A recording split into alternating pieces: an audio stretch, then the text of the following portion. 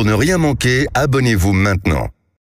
Les vraies voix de l'été sur Sud Radio, la radio de la Coupe du Monde de rugby. Nous sommes toujours avec Corinne Tapiro, Mathieu Hoc, Jean-Luc Benamias, Benoît au 0826 300 300 depuis Limoges. Et puis je le disais, deux personnes qu'on est ravis d'accueillir. Je parlais d'une légende et d'un visionnaire. Bon, la légende, c'est notre voix du rugby sur Sud Radio, Daniel Herrero. Bonsoir à vous. Bonsoir Jean-Marie, ami de Sud Radio, bonsoir. On est toujours ravis de vous retrouver, même quand c'est pour nous confirmer des mauvaises nouvelles. Nous sommes également, et malheureusement pour nous, avec un visionnaire. Bonsoir Alexandre Priam. Bonsoir à tous, salut Jean-Marie. Pourquoi visionnaire justement? Eh bien parce que vendredi matin, dans le Grand Matin Sud Radio, juste avant ce France-Écosse, chez Benjamin Glaise, visionnaire malgré vous, vous avez déclaré ceci. Là où il faudrait s'inquiéter, c'est que là on met les cadres sur le terrain demain soir. Et s'il y a un blessé dans les cadres, là c'est beaucoup plus important. On a le capitaine Antoine Dupont qui sera sur le terrain, qui va probablement faire 60-70 minutes. On va tous un peu trembler, on va entre guillemets, parce que là une blessure demain soir, ce serait beaucoup plus préjudiciable pour l'équipe de France. On ne remplace pas Antoine Dupont en cas de blessure comme ça, ni Romain Ntamak, ni tous ces joueurs-là. Romain Ntamak, justement, c'est un de vos meilleurs pronostics et malheureusement il n'est pas bon pour la France. Est-ce que c'est une erreur d'avoir aligné Ntamak contre l'Écosse à Saint-Etienne? Alexandre Priam. Je n'irai pas jusqu'à dire que c'est une erreur. Ce qui est sûr en tout cas, parce que je pense qu'on ne peut pas vraiment trouver de coupable à cette histoire-là. Par contre, ce qui est certain, c'est qu'il y a eu un changement de stratégie, de philosophie de la part du staff du 15 de France. Et ce changement de philosophie a amené Fabien Galtier, après la première défaite en Écosse, à faire jouer les cadres, des cadres qui étaient peut-être pas prévus pour jouer si tôt. Malgré tout, c'est la faute à pas de chance, comme on dit souvent de façon un peu bateau, mais cette présence des cadres si longtemps sur le terrain, mobilisés très rapidement, et cette préparation très grosse, 4 matchs de préparation, ce sont des facteurs qui pouvaient conduire à des blessures préjudiciables. En voilà une, et j'aurais mieux fait de me taire, je crois, vendredi dernier dans le Grand Matin. En un mot, et un dernier mot pour vous, mon cher Alexandre, par qui vous remplaceriez, eh bien, au sein du 15 de France, Romain Ntamak? Supposé que ce soit possible. C'est ça la question, est-ce supposé que ce soit possible? Parce que en fait, quand on regarde un petit peu les choses, il y a 3 candidats. Il y a Mathieu Jalibert, le Girondin, il y a Antoine Astoy, le Rochelais, et puis il y a Thomas Ramos, qui est le titulaire à l'arrière de cette équipe de l'équipe de France et du Stade Toulousain, mais qui peut aussi parfaitement dépanner à l'ouverture. 3 solutions donc pour Fabien Galtier. On vous a d'ailleurs mis un sondage sur la page Twitter Sud Radio Rugby. Pour l'instant, vous votez pour Antoine Astoy. Ouais. Mais mes chances vont plutôt sur Mathieu Jalibert, qui est la doublure de Romain Ntamak depuis maintenant plusieurs saisons. Exactement, c'est la question que vous posez suite au forfait de Romain Ntamak sur Sud Radio Rugby sur Twitter. Quel joueur devrait le remplacer d'après vous? Vous répondez Astoy à 40% d'entre vous, Mathieu Jalibert à 36% et Thomas Ramos à 22%. Les autres, par contre, quasiment personne. Est-ce que vous êtes d'accord avec cette analyse, Daniel Herrero?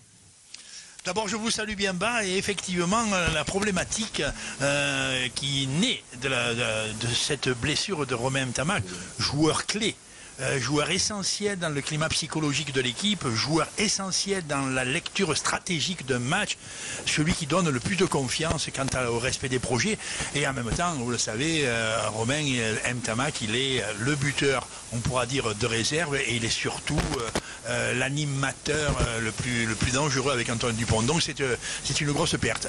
Alors là, maintenant, il faudrait peut-être encore revenir un peu sur l'analyse, le pourquoi des blessures. C'est un sujet qui nous préoccupe, qui préoccupe l'Ovalie française, d'autant que il y en a un deuxième joueur clé sérieusement blessé et probablement aussi out pour l'ensemble de la Coupe du Monde, et qui est Cyril Baille. Donc peut-être on en reviendra. Qui peut remplacer Romain Ntamak? Effectivement, il y a 2 joueurs dont c'est le poste. Romain Ntamak est le demi d'ouverture, celui qui... Mais justement, tiens, le temps qu'on essaie de vous retrouver une bonne connexion, mon cher Daniel Herrero, j'aimerais qu'on en parle avec notamment notre vraie voix, Jean-Luc Benamias. Vous le disiez vous-même. Le rugby est un sport violent. Il n'est pas du tout anormal dans la préparation. Je vous rappelle qu'on a rencontré 2 fois l'Écosse. Une fois l'Écosse avec ce qu'on peut appeler l'équipe A', pour pas dire bis. C'était quand même une bonne équipe. L'Écosse, je vous rappelle, est 5e au rang mondial. C'est-à-dire qu'on ne rencontre pas n'importe qui. Et dans les matchs de préparation, ça me paraît, moi, largement obligatoire de mettre à un moment donné la meilleure équipe. On approche de la Coupe du Monde. Voilà, des blessés Et c'est pas la première fois qu'Ntamak se blesse. Hein. Il s'est blessé malheureusement assez souvent parce qu'il y va fort hein, quand il joue au rugby. Et ceux d'en face savent que s'il ne le plaque pas de manière forte, Ntamak va passer. Et justement, tiens, on va en reparler avec Daniel Herrero. Parce que je rajouterais. Je pense que Daniel Herrero, que je salue par ailleurs, sera d'accord aussi. On a quand même, et c'est la chance de l'équipe de France, du fond de joueurs d'énorme qualité. Ça fait 3 fois qu'on gagne la Coupe du Monde des moins de 20 ans.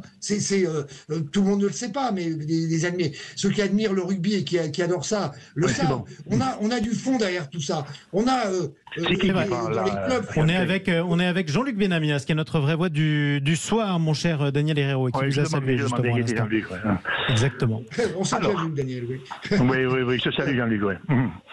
Daniel Herrero, justement, est-ce qu'on a perdu... Alors, attendez un petit peu, Jean-Luc. On va voir ça, 2 secondes. Daniel Herrero, on va y arriver. Petite cacophonie, mais ça arrive quand on est tous un petit peu aux 4 coins du globe. Daniel Herrero, est-ce qu'on a perdu un de nos principaux dangers ou pas? C'est difficile parce que c'est mettre une puissance sur la qualité de Romain Ntamak. Et si on dit on perd une clé majeure du destin de l'équipe de France, c'est en même temps déjà un peu affaiblir celui qui va arriver derrière. Mais de sûr, il fait partie de ces quelques joueurs qui ont l'ensemble des attributs, surtout au poste où il joue, pour être extrêmement utile à son collectif. Hein. Tu vois, il joue demi d'ouverture et il a tous les attributs en lecture, par le jeu au pied, par sa qualité de distribution. Il a tous ces attributs-là. Et il a un attribut que peu ont aujourd'hui. Il y en a 2 ou 3 peut-être au monde, tu vois, qui est l'attribut j'allais dire, de l'exploit. Il y a peu de joueurs qui sont capables aujourd'hui, à un plus haut niveau international, non pas de traverser le terrain tout seul, mais d'être créateurs de la situation décisive dans le destin de match. Lui, il a ça. Si lui n'est pas là, il y en a 2 effectivement cités, hein, qui sont des demi d'ouverture des joueurs de formation dans ce poste-là, qui sont Mathieu Jalibert. Mais Mathieu Jalibert, depuis 2 ans, il est à l'ombre de Romain Ntamak. Il a des attributs personnels qui font que on sait qu'il peut être brillant. On n'est pas certain qu'il ait la lucidité, la gestuelle, la finesse stratégique que peut avoir Romain, et surtout l'équilibre psychologique de Romain Ntamak, qui, bien qu'assez jeune joueur, et dans ce secteur-là, tu vois, le secteur de la sérénité, le secteur de la maîtrise, le secteur de la lucidité, il est exceptionnel. Et après, il y en a un autre, il s'appelle Antoine Astoy. Alors lui, il est moins connu, il arrive, il vient de Pau, il jouait cette année à La Rochelle, il est champion d'Europe quand même avec La Rochelle. Il est brillant, il est lucide, il est un peu dans la dynamique de Ntamak, mais il n'en a pas ni l'expérience, ni je dirais, le confort psychologique de son histoire. Et puis surtout, à mes yeux, et là je me différencie un tantinet des collègues qui ont fait l'analyse préalable, c'est que le 3e, c'est Ramos, Thomas Ramos, titulaire du poste d'arrière. Thomas, il n'a pas énormément d'attributs, mais il court vite, il sait crocheter, il a un jeu au pied remarquable, il fait 100% au but, il est d'une lucidité et d'une tranquillité psychologique exceptionnelle. Il a souvent joué demi-ouverture au poste de Romain Ntamak. Quand Romain Ntamak n'était pas là sur Toulouse, il a souvent été brillant. En équipe de France, il a été une ressource plus qu'une réserve. Tu vois, il a joué quelques fois à ce poste en cours de match. Et lui, il a les attributs de la. C'est difficile, tu vois, quand ce serait votre choix. La confiance en lui. Ah oui, c'est incontestablement mon choix. En tout cas, ce serait votre choix. Ça va troubler quand même. C'est justement sur Sud Radio qu'on arrive à débattre. Dernier mot, peut-être un mot pour la fin. Le mot de la fin avec Alexandre Priam. Il faut quand même rappeler ce qui s'est passé en finale du top 14, c'est-à-dire qu'en finale du championnat de France, Toulouse ne serait pas champion de France en ce moment sans Romain Ntamak. À l'inverse, ce serait La Rochelle. Probablement, oui. Probablement, c'est le cas. En tout cas, Romain Ntamak, c'est vrai que j'écoutais beaucoup ce que disait Jean-Luc Benamias. Effectivement, il n'a pas eu une saison facile, hein, Romain Ntamak, on va pas se mentir. Il a eu quelques pépins physiques. Maintenant, il faut malheureusement tourner la page. Il faut repréparer. C'est une nouvelle préparation qui commence pour moi. C'est un nouveau jeu à construire autour de l'équipe de France.